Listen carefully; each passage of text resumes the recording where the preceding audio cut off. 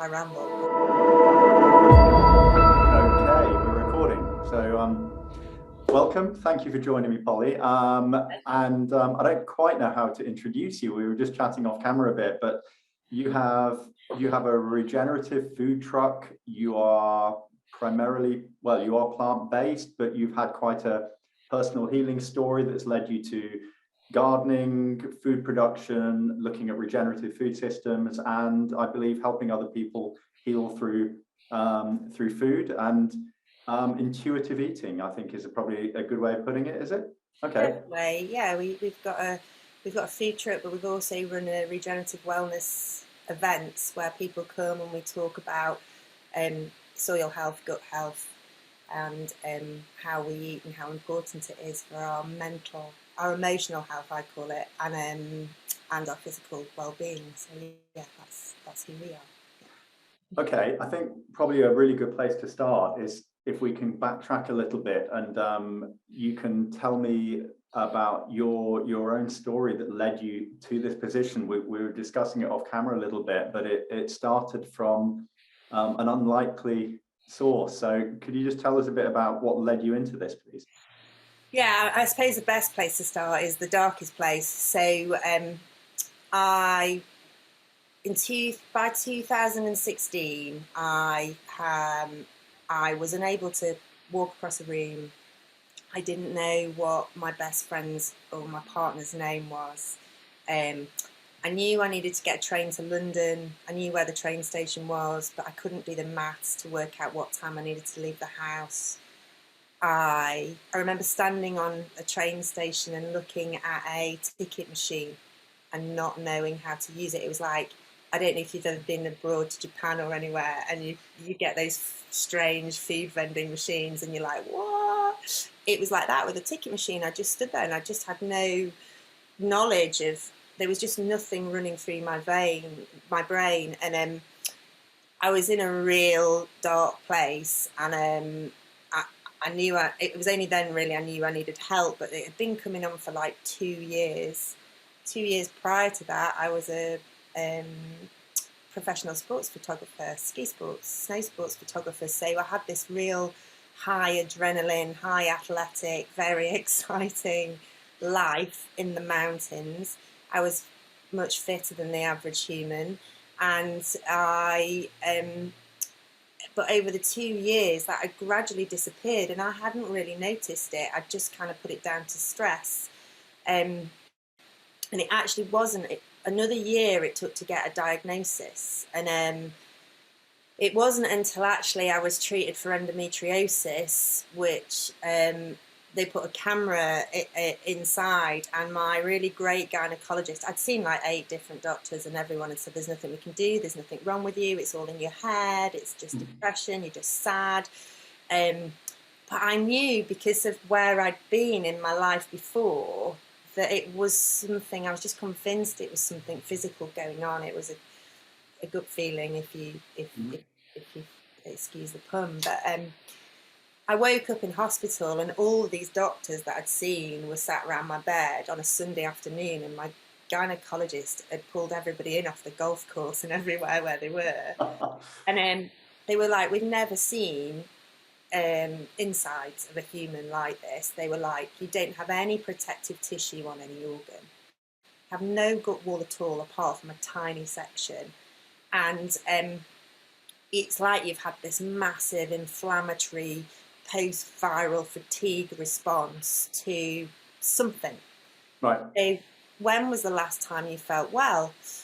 So I was like, wow, the last time I felt supersonic was I rode my bike from the Alps to northern Spain over a couple of days. And when I arrived, I laid down on the bed and I got bitten by something. And I've never ridden my bike to that level again without being in some sort of arthritic inflammation, pain, or respiratory problems. At that point, I hadn't ridden my bike for over a year and a half anyway, because I just was in so much agony I couldn't. And they were like, "Oh, you've had an inflammatory response to a spider bite." And because I was very stubborn, and hadn't been to see her. That's a polite word for it. In all honesty, I'd neglected myself when I got bitten because people had been telling me I was late for a party, which I was. I'd been out to this party. I'd drank way too many huge gin and tonics in the Spanish Gulf, like the sort of goldfish bowl. Goldfish bowl, yeah. Yeah, and I woke up the next morning and I just thought, okay, this is what hangovers are like in your 30s when you're not at altitude, because, you don't get them at altitude. So, and then we drove back to France. I felt shocking. I couldn't even see. I couldn't drive. Someone else had to drive. Unfortunately, it didn't give you Spidey powers. No, well, I don't know whether it didn't, because I feel like I do have them now. After I've done all my regenerative health and I've regenerated my entire gut wall through eating healthily and, all the things that I've put in place since then, like looking after myself first, my health, making sure my nutrition is the number one thing, drinking my bone broth, so I get my collagen every day, having my sort of 80-90% vegetable diet. Like, I think in a way it has given me some sort of spider powers. I mean, because I don't get ill now, Right. So, but all of this terrible sort of cascade of health problems was triggered from that one spider bite. Yeah, and just so people don't panic, they realised that I was also celiac. So I already had gut issues. Mm-hmm. So I probably would have had some sort of deterioration in health at that age anyway, early 30s, but it wouldn't have been so severe. So it led me down a road to growing my own food, looking at soil health, the correlation between soil health and gut health, really knowledgeable now about our gut health and how important it is for our immune system and well-being. And if you haven't got a fully functioning gut wall, then you will get sick and will get inflammation. And I think it's the same. It was really funny when I first started growing my own food. I had this fungal infection in my soil, and everything grew to look beautiful. And then all of a sudden, it started to shrivel. This thing called clubroot that you get if you don't have enough biodiversity in the soil. Right. Can I backtrack a bit, because we'll get into all this growing. But so back to hospital bed, doctors telling you your gut is trashed.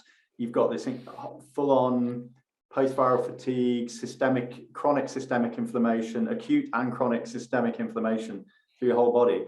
What's the next step from there? What was the? Yeah, so the reason I started Jolly Allotment, the wellness blog, it was to start with, was I was really lucky. So I already had two really good friends, one who's an incredible nutritionist, and one who's an incredible chiropractor and natural health practitioner. So she had already put me on an anti-inflammatory. They'd already put me on anti-inflammatory. So I was already doing the right things that I needed to get better. And the reason I started Jolly Allotment was I thought, gosh, that's just coincidence. If I was in this place, I mean, at this point, I was so anxious I couldn't walk out of the house. I couldn't. I was so depressed. I was just so disconnected from anything that I didn't feel anything but pain. So I didn't feel any emotion, didn't feel joy, didn't feel sad, just was numb, everything. Your body had shut down, it sounds like. I just completely shut down, and also just that that was how I could cope with it, but B, my body just wasn't capable of processing. The physical body wasn't capable of processing emotion, so therefore I didn't feel any. So now when I do feel sad, I kind of enjoy it, because I kind of go, I can feel it's a thing. Thing. And if you just let yourself feel it, it means something. It means I'm alive, right? Yeah. They basically said to me there's nothing they could do in that room. There was 7 really great doctors in there, and they were like, there's nothing we can do. We can give you these steroids and beta blockers, but there's no guarantee they'll make you better. And I was already getting a little bit better. I was functioning. I was able to photograph like one conference. I was doing conference photography then to pay the bills, because you can hide behind your camera and fade into the wall and nobody speaks to you. And you can take painkiller and you can put your camera down and go, oh, that, like I couldn't do anything where anyone would look at me. Couldn't bear anybody looking at me. Didn't even really want to look at myself, to be honest. But I stood in this room in Italy, and they'd flown, and it was a big pharma conference, and it was just one of those insanely incredible moments. And I'd got this bottle of steroids in my bag, and I hadn't taken them because something had told me, oh, if they're not going to make you better, they could make you worse. So I was in this shall I take them place. And they flew this really amazing Canadian rheumatologist in for an hour. He flew in the morning, spoke for an hour, and flew out again. No way, wow. And in the middle of his talk, he put this exact bottle of steroids on the big screen, and with a note saying, these drugs do not work. Oh my God, wow. Unless, I mean, if that's not a sign from a higher power, that's incredible, right? So Tash, that now works with me, was running the deck. She's a production manager, and she was running the deck. She was my boss for the day. And she looked over at me and just went, oh, God, keep working. You've got to keep working. And she now works with me running all our custom retreats for corporate companies. And but we think about this day so often, because he just stood there and he just went, it doesn't work unless the patient has severely rehabilitated their gut microbiology. And they'd done this 10-year study into drugs, the gut, food, how food is grown, the effects, the chemicals, how we grow food, it sits in the food and then affects the gut. And it was just incredible to me, because I was already doing this stuff, but I didn't believe. To me, it felt all woo-woo and wacky and like, Yeah, I want to know who this doctor is. He sounds incredible. Well, I'm not allowed to tell you who this doctor is, because we've signed NDAs, and I'd just get into so much trouble. So yeah. It sounds a bit like Zach Bush or someone of that ilk. Very much like Zach Bush. Right. And I basically got to walk him back to the airport, because it was 40 minutes, and I had like a 40-minute speed date style, telling him everything that was wrong with me. And then, bless him. Oh, you walked back to the airport with this doctor of like having a one-on-one. Amazing. And by the way, and he was actually the first doctor, like proper doctor, like rheumatologist, really incredibly qualified guy, that said to me, you can basically regenerate your gut wall. Everything that you need is in the food you eat, if you eat the right food that's been grown in the right way. Wow. And we stopped. There was a juice bar, and I'm massively into my veggie juice. It's our mainstay of our food truck. And he basically said, right, don't have that, because that's got, he basically asked them to make me this green juice, and then told me that this green juice had got everything in it, bar collagen and other things that you find in bone broth that you need. And then he said, you need to look into the blue zones of the world and how they eat and what their diet is. And we literally, and I've spoke to him on video calls since, and bless him, he's just helped me like amazing with things, but also managed to find the right help. So, and everything that we preach about are things like, all the things that I used to think were a load of rubbish, like, is the massive difference between organic or regenerative food and non. Reflexology, is that doing you any good? Does all the chiropractic spinal stuff do you any good? Is, everything.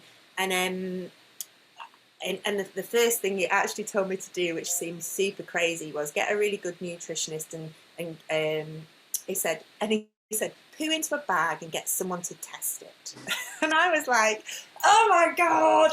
That's not my idea of a date. No, and I wouldn't even say the word poo then. So I was just like, okay, right. So yeah, all the things that we talk about now at Jolly Allotment and on our Gutsy gathering days, and you know, even at our suppers, we're talking about our food and where it comes from and how good it is for you, and all of it comes from that one chat with that incredible guy. And I had another moment like that about a year later with Ronan Chatterjee. Actually, I went to a gut stuff. I went to a gut stuff talk about a year later, and there's a doctor stood up and was basically saying that it was a load of rubbish, gut health, and it was all placebo. And I was completely in the middle of poor Ronan Chatterjee's talk. I said, "Can I answer that?" And I literally just like lost my stuff in the middle of this thing, telling her all my stories. So yeah, was super passionate. But for me, it's to regenerate a gut wall that didn't exist. You need to be starting to think about the food that you eat, where it comes from and how it's grown, and also the system that we've put in, and also where our waste goes, and it needs to go back in. And like for me, and just like my health, sustainable wasn't good enough anymore. Like if I'd have stayed sustainable within myself, I wouldn't be here anymore. Well, it means not getting any better or any worse. Yeah. You know, if you want to look at it from a blunt point of view. Yeah.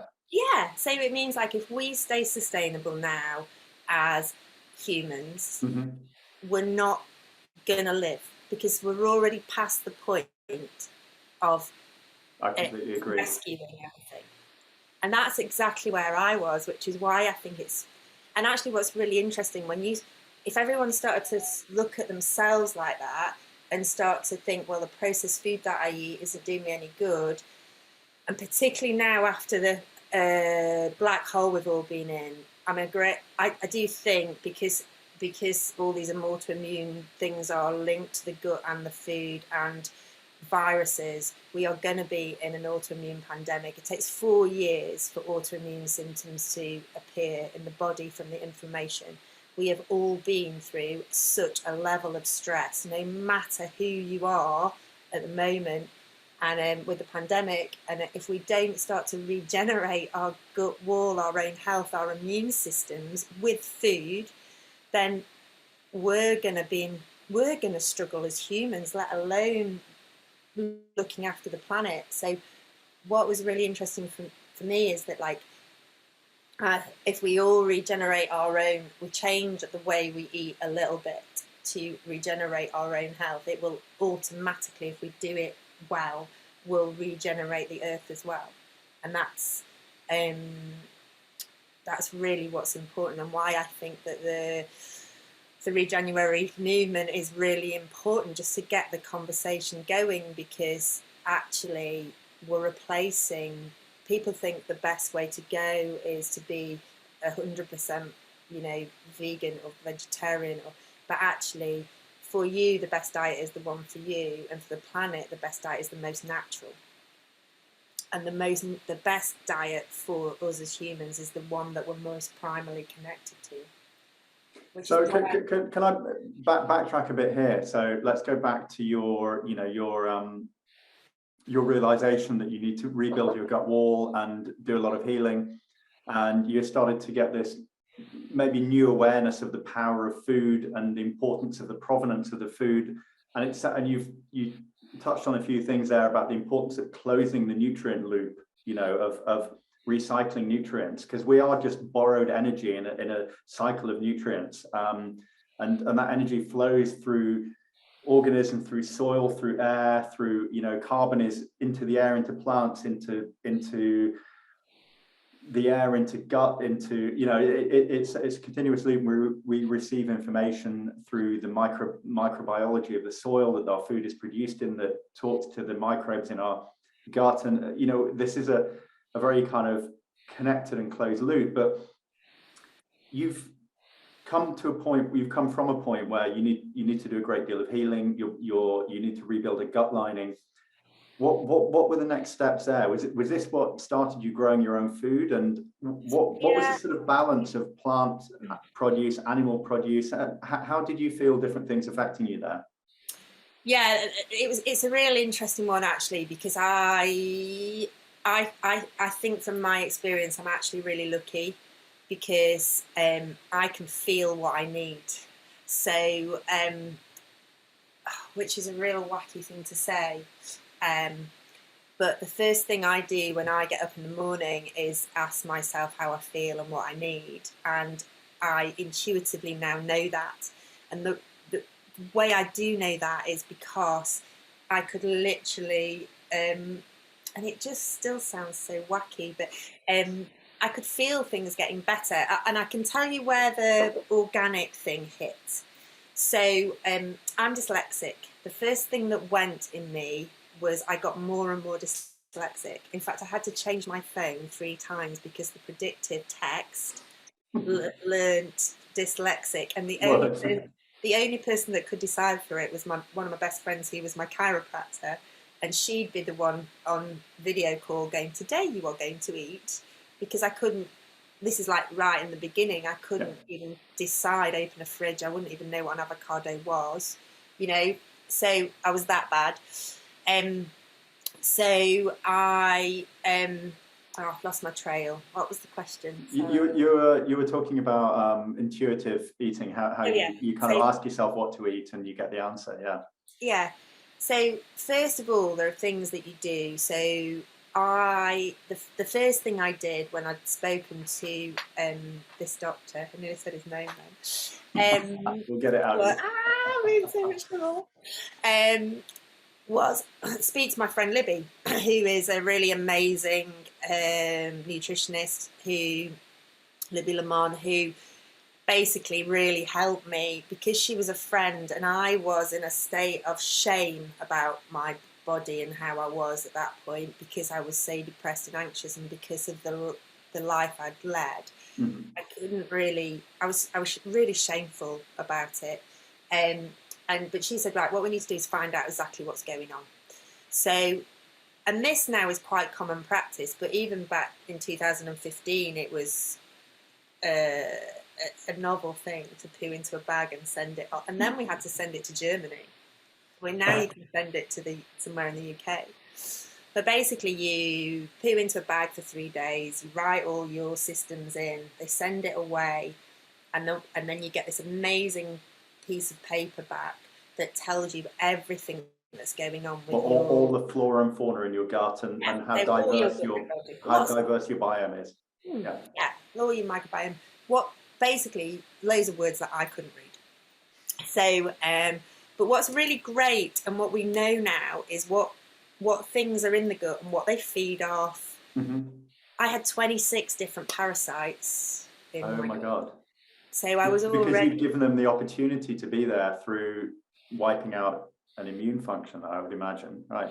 Yeah, and also probably not, even though I always thought I had a really great diet, I'd been celiac and being really fond of pizza and croissants, and baguettes. Living in the Alps, Living in the Alps, cheese. Yeah. So bread and cheese heavy diet when in the Alps, isn't it? Yeah, bread and cheese. Bread, cheese, meat. Yeah. And actually always charcuterie, that's what I live Yeah, not the healthiest maybe. Well, it is healthy. All of that is healthy, but the thing is I didn't have, and what I now know is I didn't have a varied diet. Right. So not enough variety is probably a better way of putting it. Yeah, and that's what I was eating was really good, but all the same things. And that's what I discovered through my rehabilitation. So I basically had to do a diet where I killed off the bad things in my gut.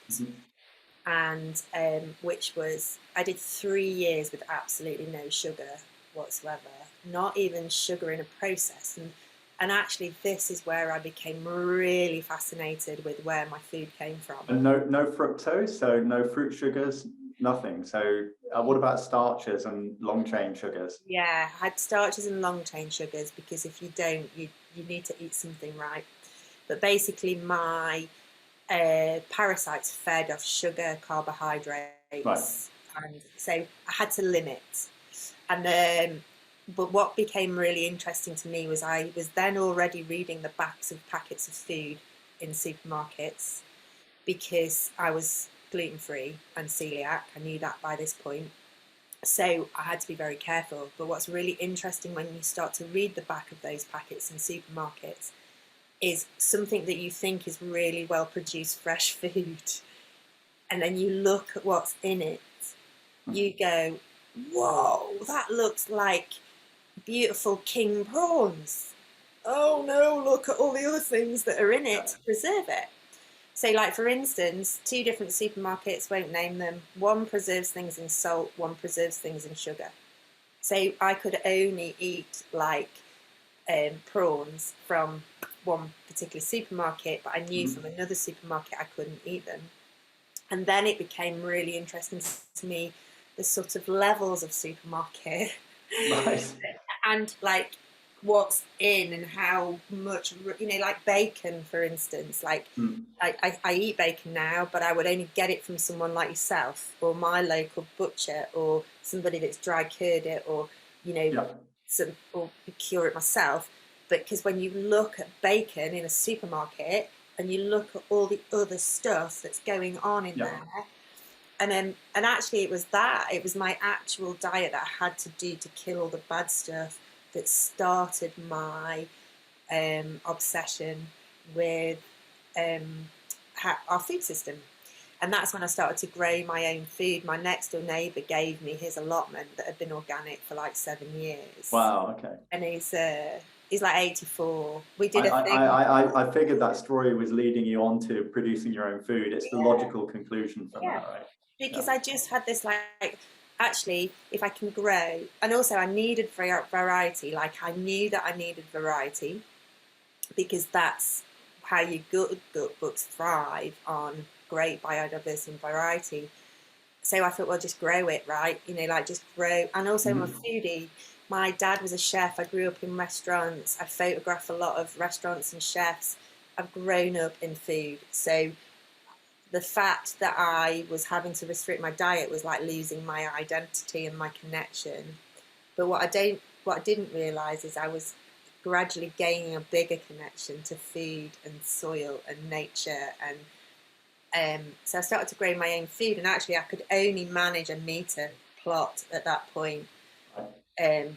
But I just became super interested in the diversity of the soil and the health of the plants. What were you growing on that 1 metre plot? What did you start with? Kale. Kale. Because it's basically an all year round crop that's pretty hardy. Really hardy. Kale and leeks, because kale's a bit of a controversial one because it does have high levels of is it oxalates, and it does have anti-nutrients in it, and there's a lot of people that swear by kale being this incredible healthy vegetable. A lot of people that say it's poison, don't go near it. Everything is poisonous if you only eat that. Yeah, sure, right. Yeah, water's poison. Yeah, you can kill yourself with water. I'm a bit anti the celery juice fad. Yeah. Like, our juices have 7 different things in them, because it's not everything is unhealthy if you only drink that. So everything has a little bit of what you need in, and it's about knowing what you need. And for me, food became medicine. So I hated green juice. Like, I literally had to hold my nose and knock it back. And like this morning, I woke up and I was like, what do I need? Oh, I really need that. I can feel that I need green juice. So I've made loads this morning. But do you not ever, can I just throw in, do you not ever wake up and just say, my body needs Doritos and a Diet Coke? Do you ever crave, like, I really crave? Yeah, but I wouldn't crave the Diet Coke, because the Diet Coke is actually worse for you than But do you ever get that? Do you ever get, what my body needs today is is something maybe a little less virtuous? Do you ever get that feeling? Always, every December.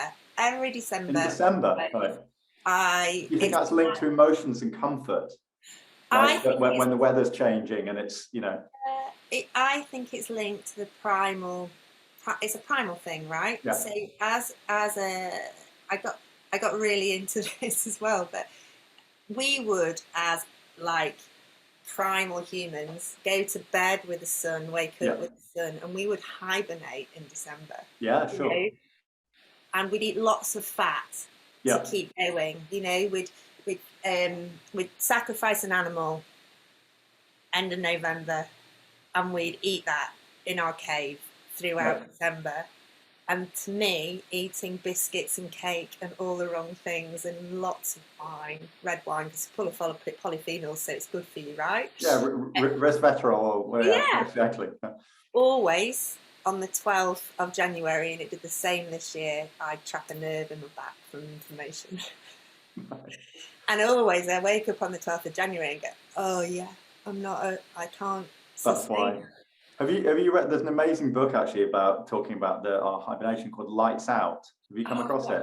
No. You would love it. It's looking at how we're very disconnected from not just our circadian but our annual rhythms, and it looks at why we crave colorful, bright, sugary fruit.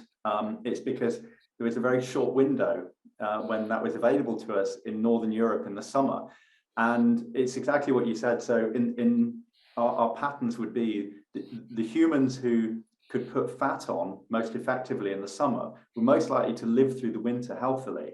And so we would basically go into like a sort of long ketosis throughout the winter, where we would be eating animal fats because it was the only food available to us. So all of our energy through the winter would be coming from fats and meats and dairy and butters and, you know, preserved, dried bits of whatever it would be, elk and mammoth and things like that. But then in the summer, we would switch to a more sugary based diet. But also in the summer, when there's more daylight, we have much higher levels of cortisol in our body because of the stimulation from daylight. And when you have glucose spikes with high cortisol, that's perfect condition for fat storage. So we are predisposed to want to eat sugary foods when there's lots of daylight, and then to go into this sort of winter ketosis hibernation. And it's a really interesting way of eating if you follow the sort of annual flow of light with your macros, if you like. That's I think you'll enjoy that book. No, I'll read that. It is really interesting because I know that I do that now. Like I know I'll go, oh, why am I really craving that? And I always go, okay, so as a human being, without all the noise that we have now, just on a survival, just to survive, what would my body want and need? Oh yeah, it would be exactly that, like sugars. And people actually ask me that all the time, you know, like not everyone. So like the blue zones don't have the diversity on a plate that's available to us necessarily, but they have diversity over longevity. So like over the year, they're eating seasonally food from the ground that they live on. So they're through the year they've got biodiversity, whereas we have the same supermarket trolley. And most people, because we have busy lives, right, and I'm not shaming anybody at all because we all do it. We eat the same 12 vegetables or whatever, and they're grown in polytunnels in Almeria, Spain, mostly.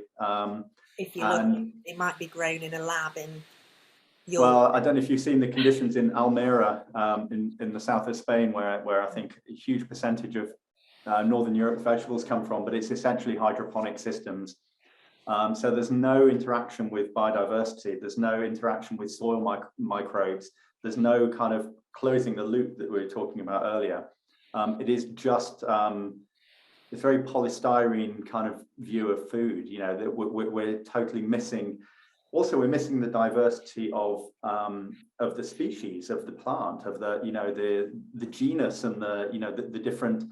We're not sort of working with farmers who are matching the particular strain and varietals of that red pepper or the potato or whatever to the field and the conditions, and they're not choosing for flavor, they're choosing for color and uniformity and keeping properties. And you know, that's what we're missing, and that's what you will get when you start growing your own food. Not that I do, I live in central London, but I understand the difference there. Yeah, again, I was lucky there. 4 miles up the road from me is a really amazing organic farm who has been organic for 50 years. And the lady she's just retired. 50. 50. So it's one of the early adopters then. The Yeah. lady's just retired at 85. Wow. And a really great guy who's worked for us since he was 16 has taken it over. But also a good friend of mine started his own regenerative market garden, which is half an hour from me. So I have 2 really great growers, which basically we use all their food, but they grow up the road 6 different types of cauliflower. Right.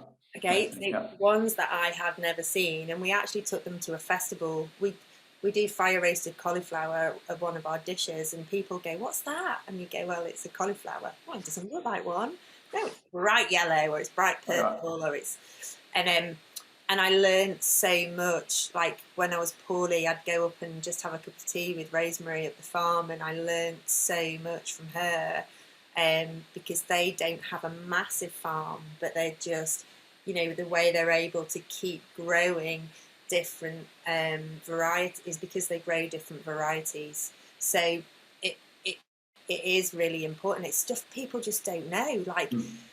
And that's why what you're doing is so important to have the conversation, because even within a plant-based vegetable diet, people think it's as simple as just eating vegetables, but I could feel the difference, and this is when I started to go organic and regenerative.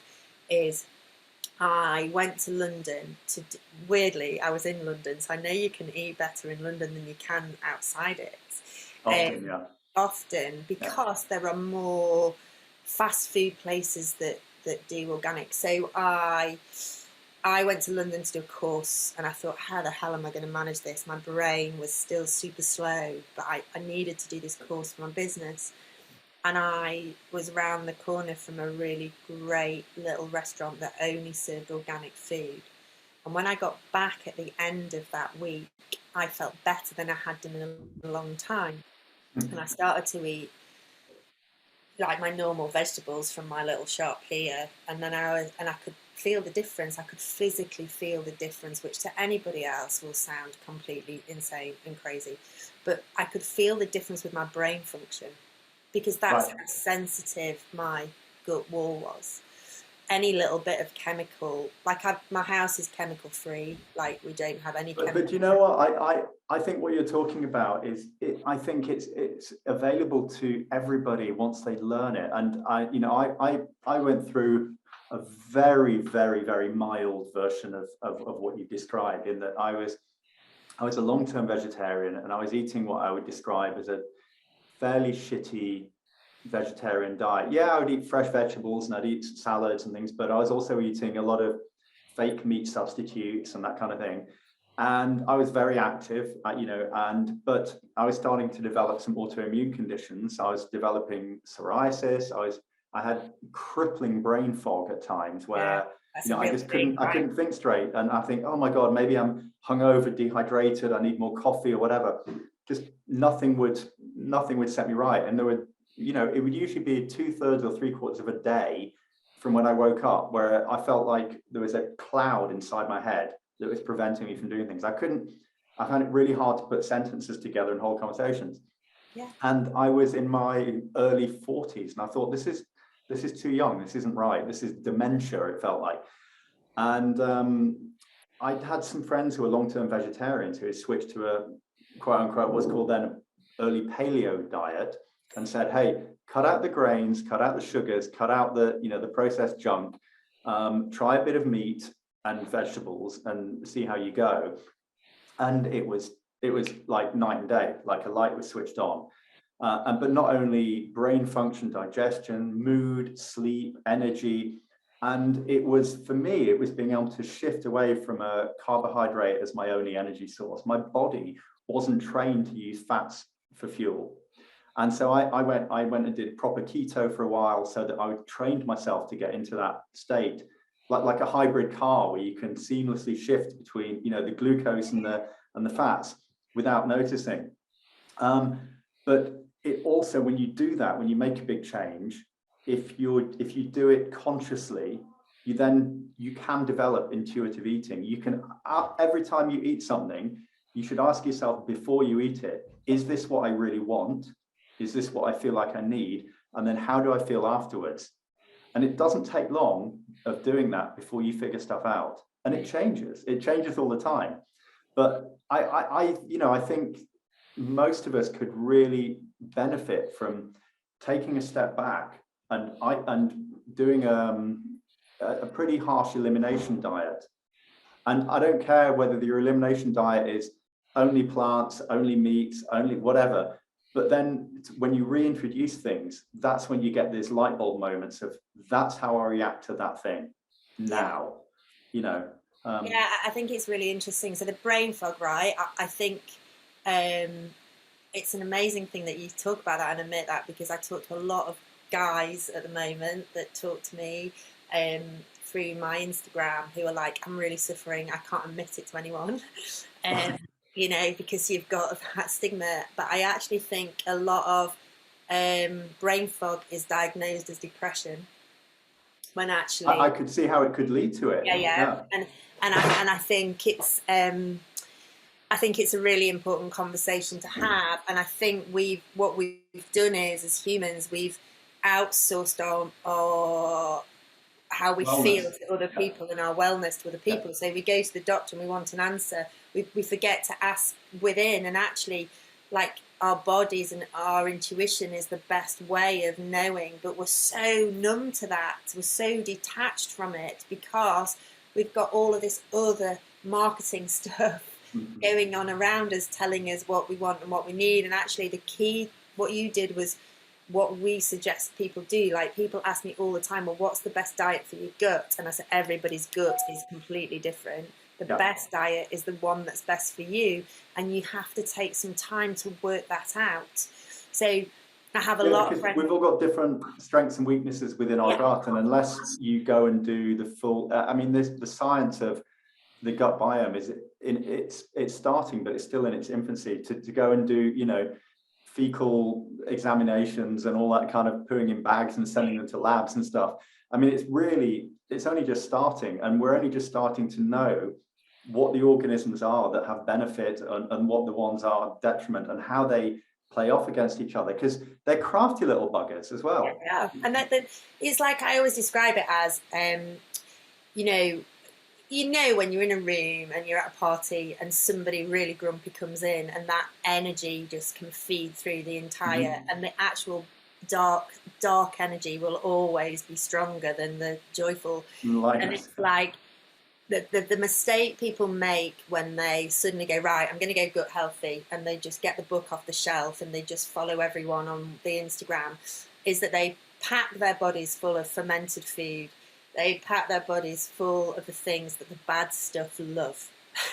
Right. So, it's like, I'm massively keen that everyone should eat Jerusalem artichokes. It's a Jerusalem artichokes, they're the knobbly potato looking ones, like right? potato, and I can't eat potatoes because I still have two little bad fellas inside me, or girls, don't know whether they're girls or boys, we won't be sexist. Or plants, Plants, but I have two little bad parasites, they feed off potato. Right. Just, they do. So I don't eat potatoes for that reason, but I know that through my own experience. So, but people go, I don't eat Jerusalem artichokes because they make me fart. And I go, well, yeah, they will do, because they're doing stuff. So and actually you've probably got something bad in there that's feeding off them.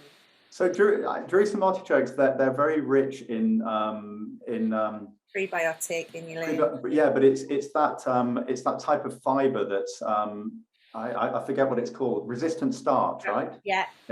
And also they grow at a seasonal time of year where there's not a lot else. So I've got them in the allotment now, and there's not a lot else in the allotment now.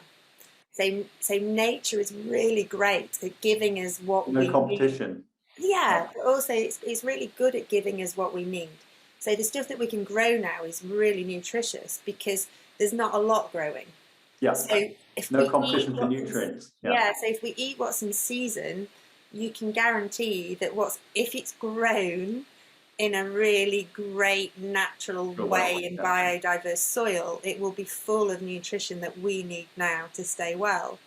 So by trusting that and learning that, you get, okay, so like for instance, wild garlic wild garlic is exactly what we need in April, May, because that's when it's there. So it's nettles, you know. So there's not a lot else, but you could exist on just those two things. So actually, by really trusting nature and soil and the cycle of life, you know, the nutrition that we need is there. And yeah, it would be boring if we just ate nettles for a month, but we could survive on it, right? So it's then just about knowing that and learning what your body wants and needs.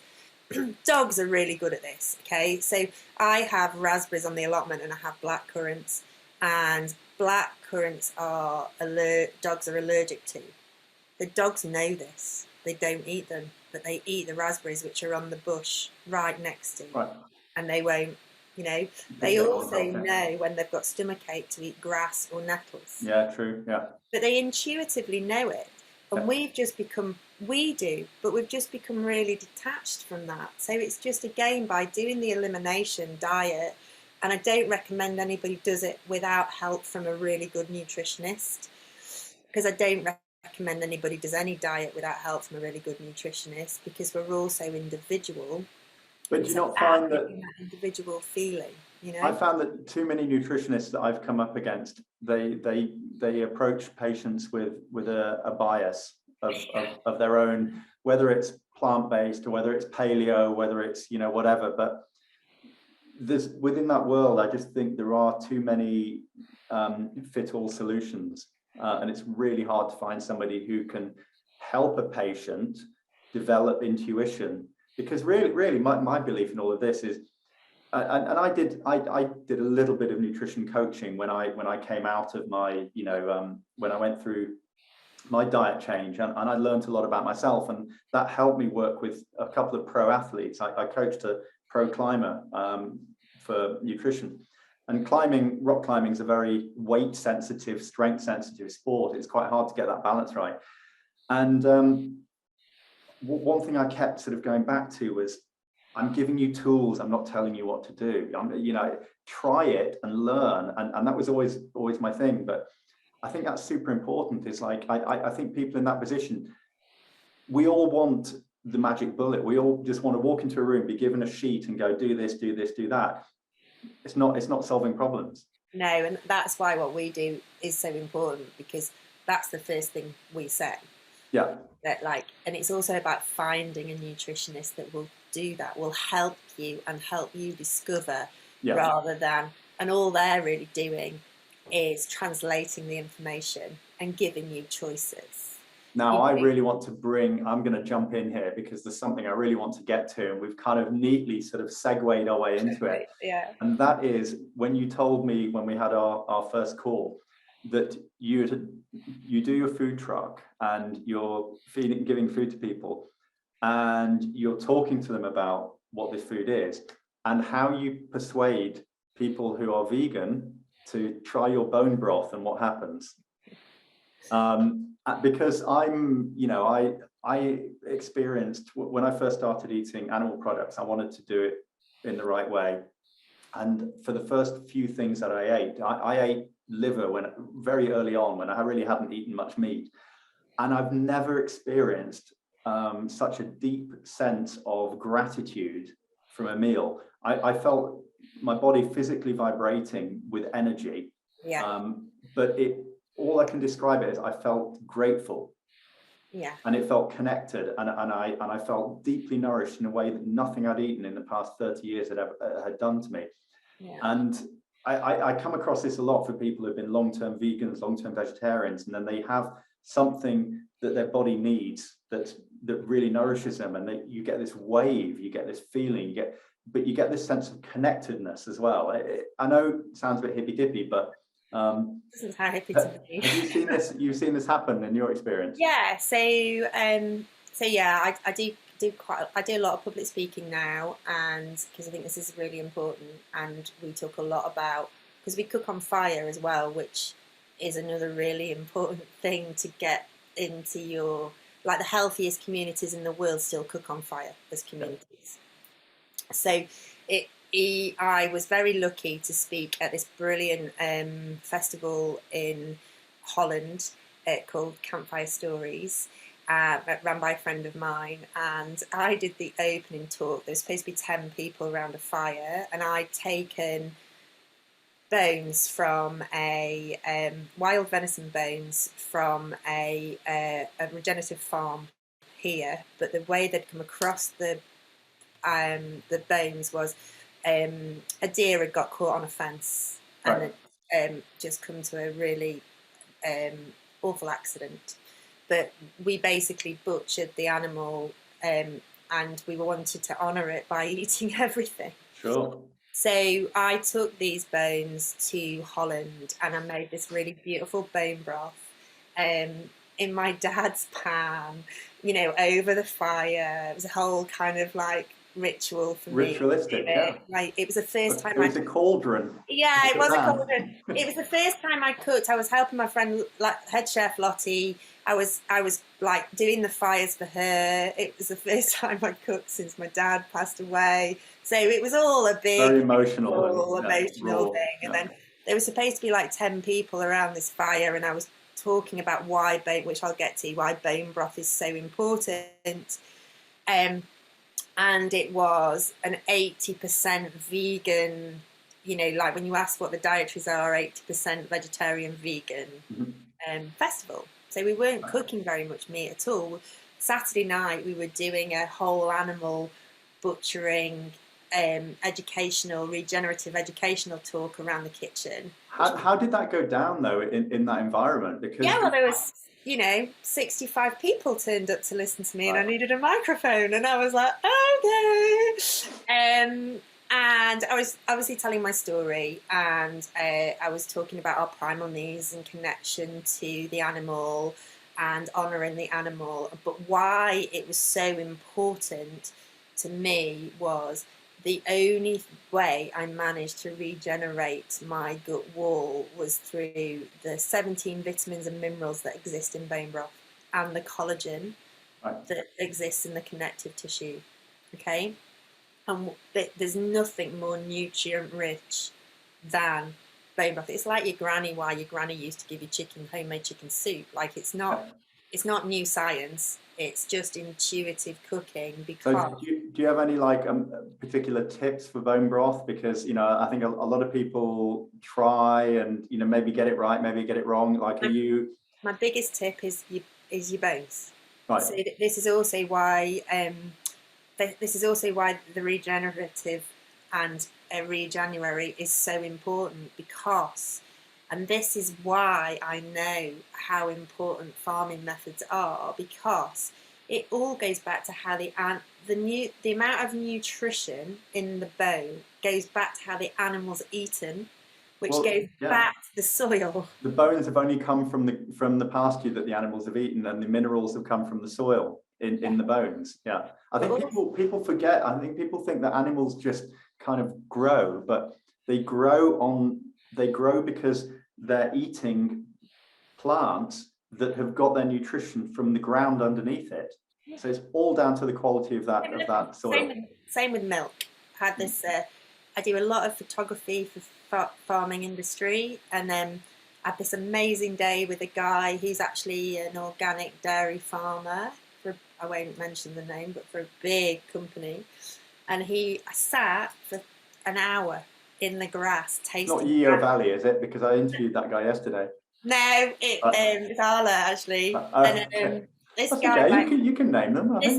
This guy is like in his 80s. He's got a farm in the Dales in Yorkshire, and we literally sat with him for 40 minutes talking about grass and how he only lets his cows eat that grass when it's at its peak nutrition. But he knows when it's at its peak nutrition because he looks after the cooler bird, and the cooler bird nests in it.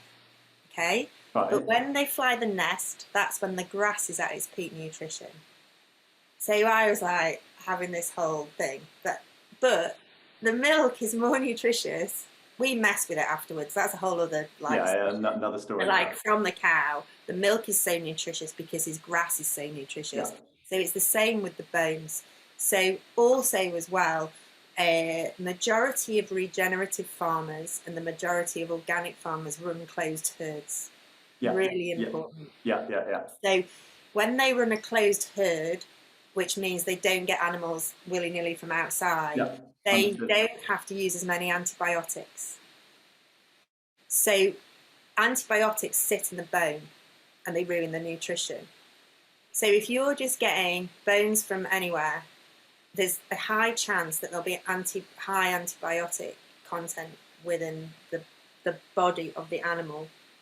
Whereas you're lessening the chemical and the antibiotic by eating regenerative bones or organic bones. Does that make sense? Yeah, absolutely. Yeah. So that's why. Raw material. So your number one tip is starting with the best bones you can get, and even from the meat that we sell, bones are cheap.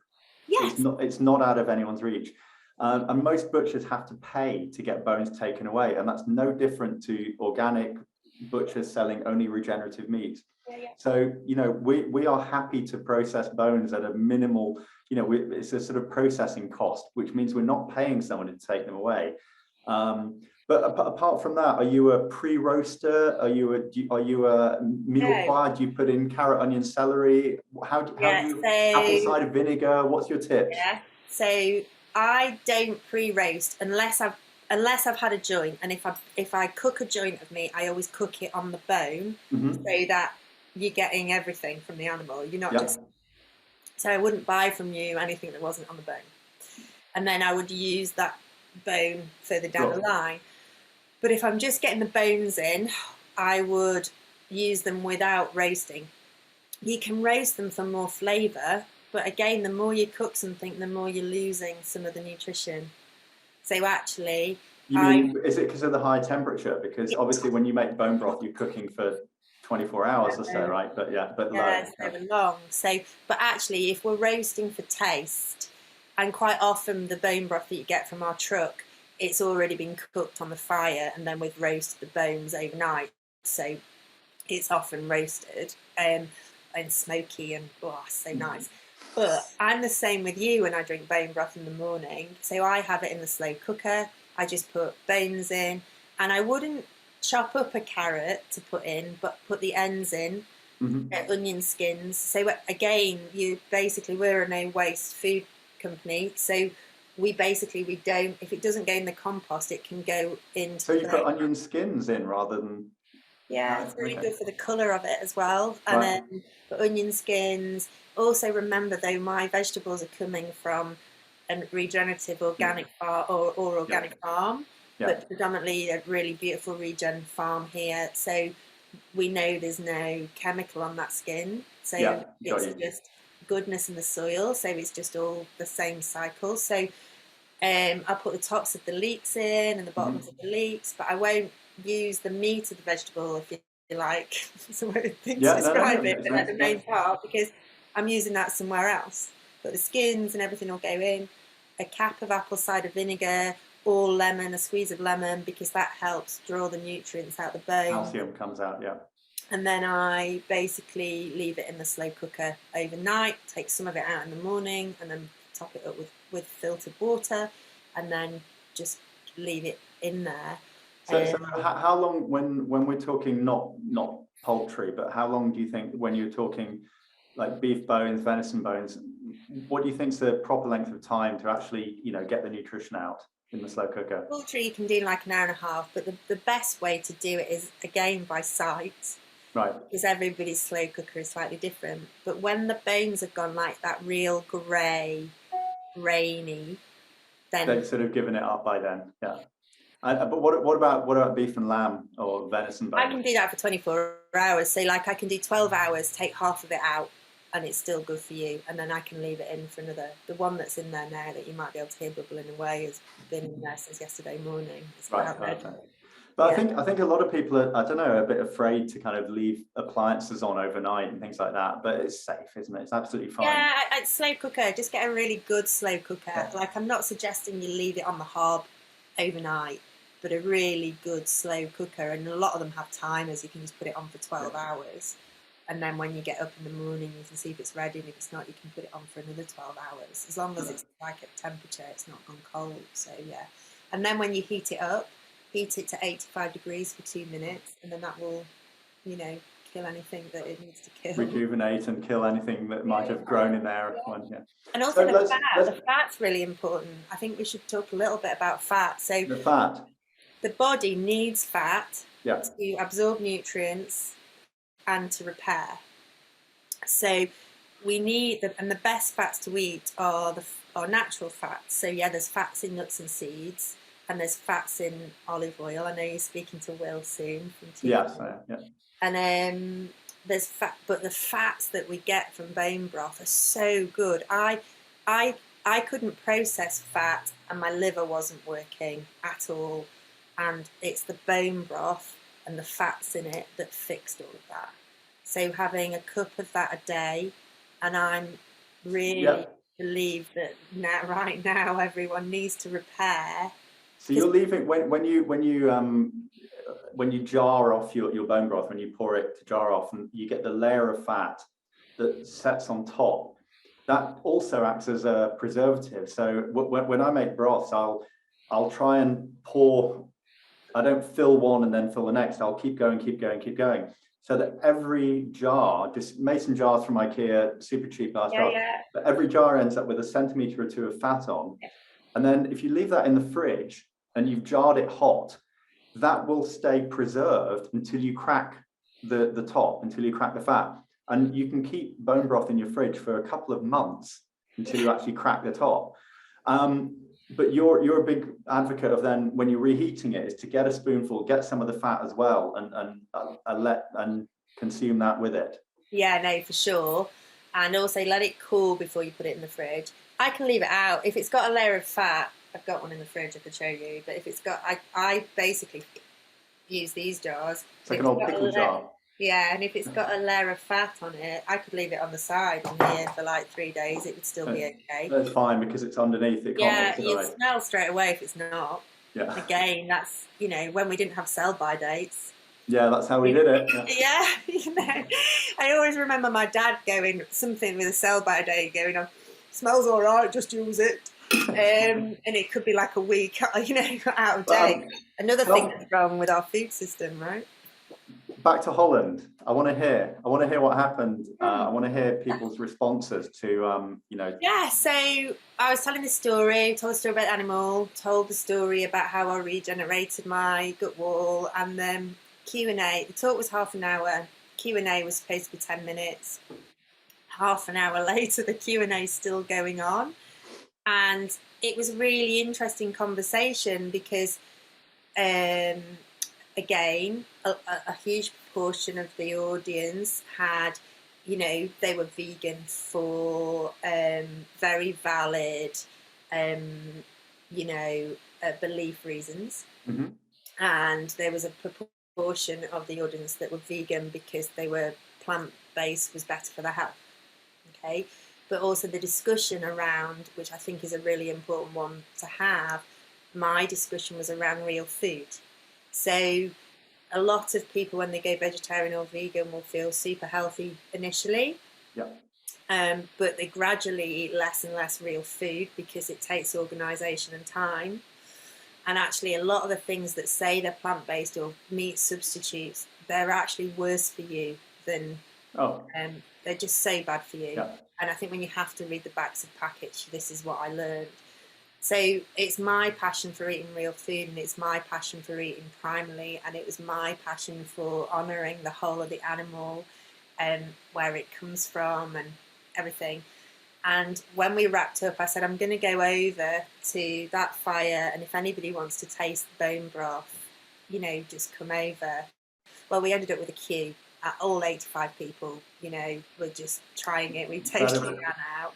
And the conversations were amazing. So I was cooking all weekend in the kitchen on the fires. I was in charge of the fires while the kitchen team were doing the thing. And then we had to make more bone broth because people were coming in the morning. We had a bone broth on the fire all weekend, and they'd come and they'd take some.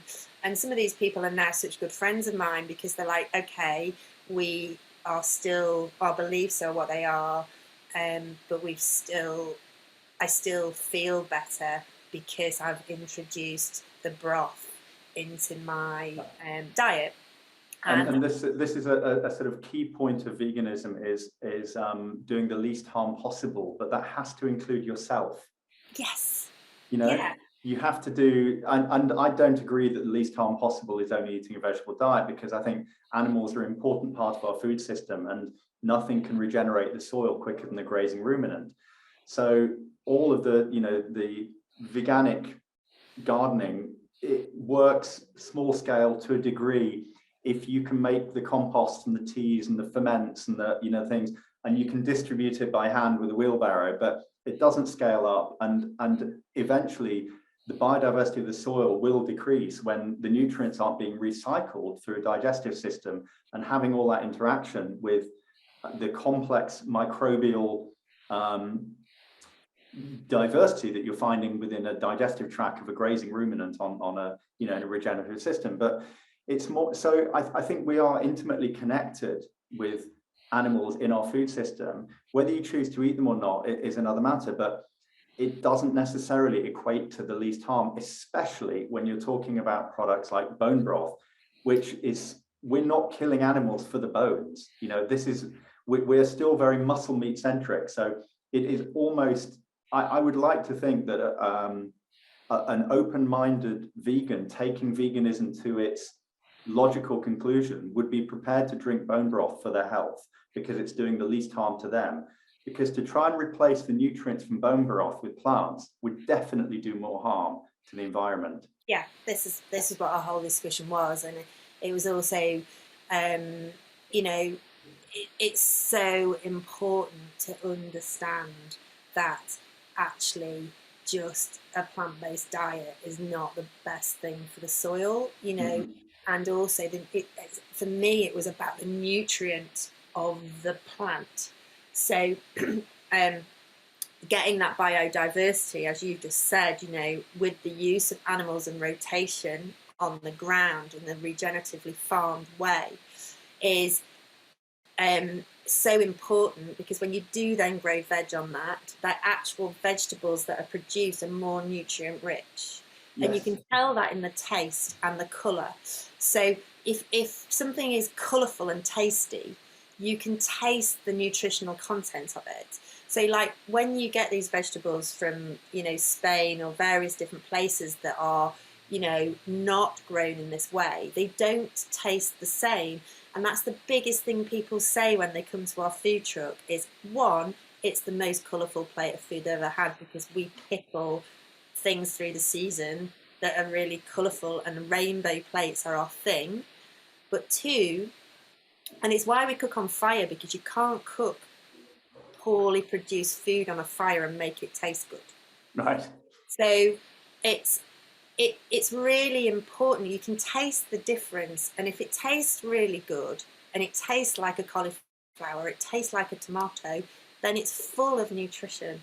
Whereas the stuff that we get that isn't farmed in a way where we use animals, and yes, we can do it in a very vegan way, but as you say, you can't scale that up very well without it causing damage to the planet somewhere else. And yeah, which is like all this sort of vertical farming that people keep telling us is going to save the world. And my thoughts on that are, there is no interaction. Your food is not interacting with the soil with vertical farming, and yet somewhere else you need to grow crops to produce the nutrient to then feed into this stacked indoor vertical system where everything's growing under LED grow lamps. And it just seems like completely the wrong direction to be heading in.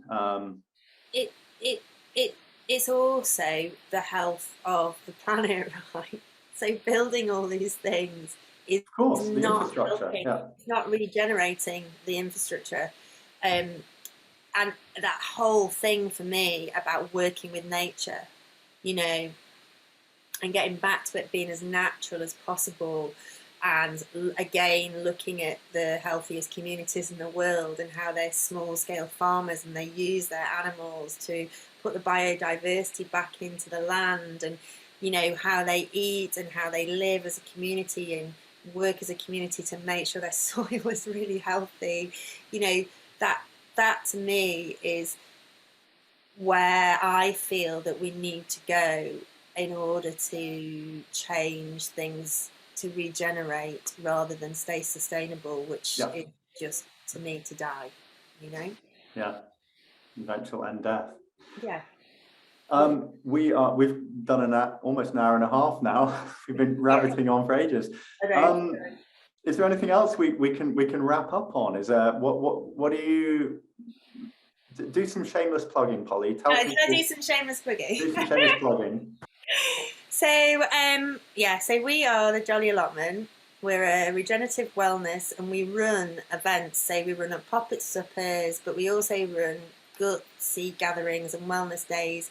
We've got a regenerative growing course this year, which is it's 7 different days, and it starts with the health of the soil, and it takes you through the growing season on a little regenerative farm called Rocket and Russet in North Yorkshire.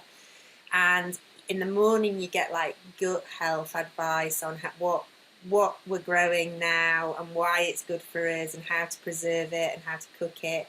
And in the afternoon you get my friend Jan, who's a permaculture and no dig and regenerative grower. She's got this amazing mix of knowledge, which basically it's like an antidote to tidy gardening. Okay, so it's all about, you know, companion planting and why weeds are good and why soil diversity is good, and it takes you through the growing season.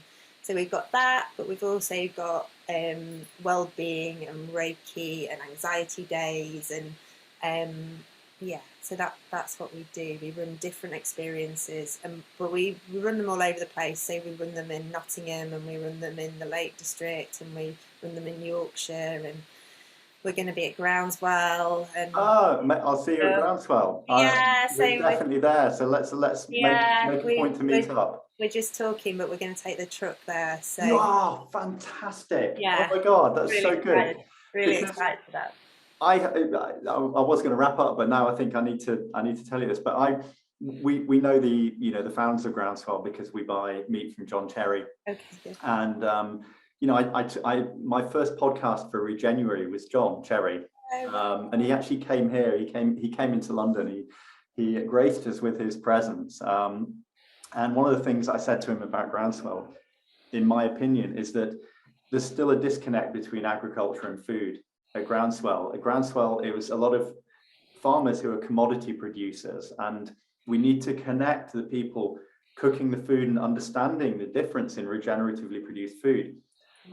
We need to bring chefs in. We need to show them why the stuff tastes better. We need to bridge that gap between the farmers and the chefs and people who are just interested in food. And I was saying to John, it's your festival, but I would love you to bring Taste of London to Groundswell and sort of combine them somehow and really kind of get that connection happening. But you must. Well, it must be in the stars, because we literally probably the same week emailed them and said we'd really like to bring our truck and our conversation, our plant-based truck. So yeah, it looks like it's on. Amazing. Yeah. But of course, Groundswell, there's a lot of talk about regenerative agriculture being animal-based, but Groundswell started as a no-till festival. It was very much about how to grow arable crops. And I still think this is the biggest challenge really with the whole regenerative movement is I think it's relatively well understood and easy now to grow grazing herbivores or even monogastrics, poultry and pork in a regenerative system, and easy to see and measure. What's harder is to grow on scale traditional monocrops in a way that's regenerative. And I think that a lot of the conversation needs to be shifted towards that. And my belief is that it's about integrating systems and rotation. Yeah, so I agree. And I think it's really important that, for me, it's really important that growers and farmers understand my story and how important what they're doing is, because it can be missed.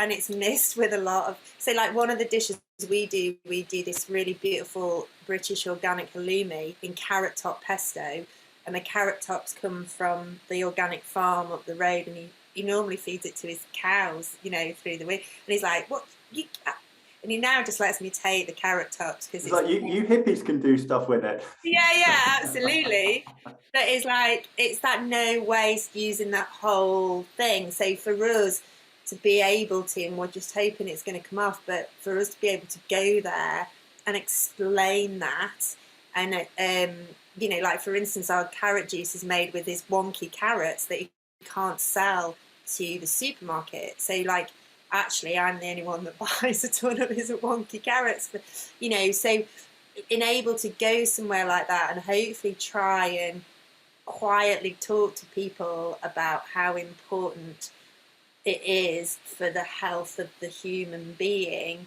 will hopefully again make that connection full circle. So it's a really big effort, right, to farm this way, and there has to be a reason, and hopefully if I can explain that, it can put more worth into the hard work that it takes. That's a wonderful, wonderful place to wrap up. Yeah. I think that's amazing. I really look forward to meeting you in person at Groundswell in about 4 or 5 months. Yeah. In the meantime, I will include links to where people can find out about the work you're doing, Jolly Allotment, the food truck. So please send all that through to me. And I'd just like to say thank you so much for sharing your story and giving us your time today, Polly. I'm really looking forward to getting this out to the world. Yeah, no, it's an absolute pleasure. I loved it. It was great to talk to you.